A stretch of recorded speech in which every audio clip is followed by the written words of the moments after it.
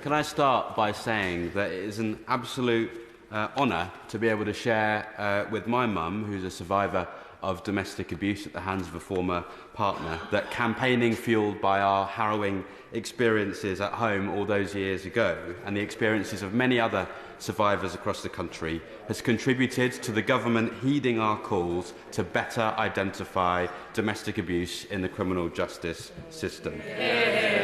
This increased visibility and the interventions that it will inform to patch up what was an outrageous gap in the system stands to protect victims and survivors across the country, and I sincerely thank the government for listening to us on this point.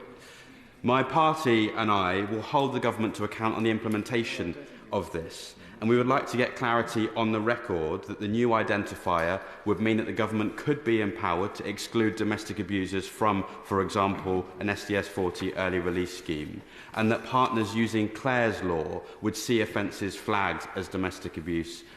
in light of this.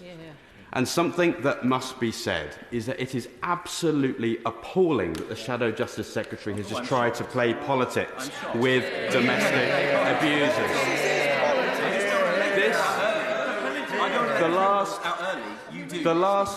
He says that this government wants to let domestic abusers out early. What he fails to remember is that the end of custody supervised licence scheme under the Conservative government from October to June last year released 10,083 offenders early with no exclusions for domestic abusers. So does the Secretary of State agree with me that it is critical that this government provides more support for domestic abusers from